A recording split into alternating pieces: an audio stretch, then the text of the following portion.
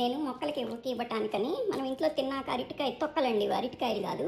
మంచి అరటికాయలు ముగ్గిన అరటిపళ్ళైనా తీసుకోవచ్చు. నేను ఒకటి వేస్ట్ తీసుకుంటాను.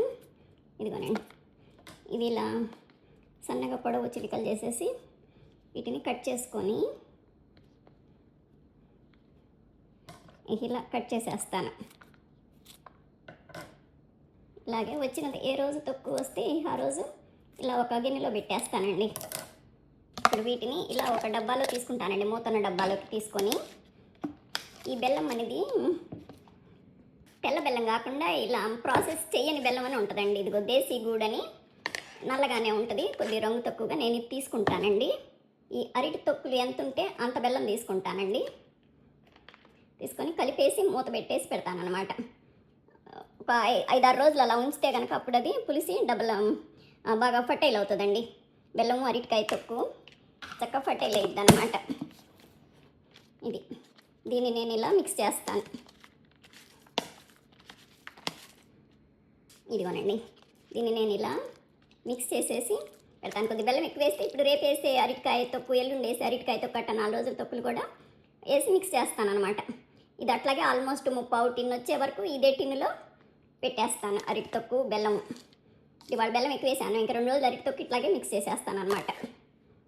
ఇదిగోనండి, నేను అలా కలిపిందనమాట. ఇది ఎప్పుడు ఇది కలిపి 2-3 నెలలు అయింది. అసలు అంకుల్ ఈ మధ్య లేరు కదా, 1 నెల 6 వారాలు అసలు ఊళ్ళోనే లేరు.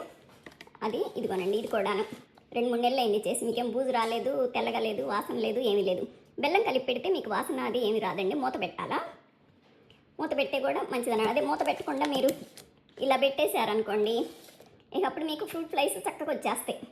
మీకు అసలు ఇంట్లో ఉండాది కాకుండా బాగా వచ్చేస్తాయి అన్నమాట. ఇలా పెట్టేసి మూత పెట్టుకుని ఉంటే కనుక ఫ్రూట్ ఫ్లైస్ వస్తాయండి. ఇలా మూత పెట్టేసి డైరెక్ట్ బయట ఎండలో కాకుండా నేనైతే గరాజ్లో పెడతానండి. ఇంట్లో పెట్టినా కూడా మన బెల్లం చెయ్యి అటు ఇటు తగిలి కొంచెం నాకు ఫ్రూట్ ఫ్లైస్ వస్తున్నాయి. అందుకని అదే వింటర్లో పెడితే రాలేదండి నాకు. ఇవన్నీ నేను అక్టోబర్ నుంచి చేసుకున్నాయి కదా ఇవి. ఇప్పుడు ఇది నేను పోయినసారి 2 డబ్బాలు నేను నా మొక్కలకి ఇచ్చాను ఒకసారి.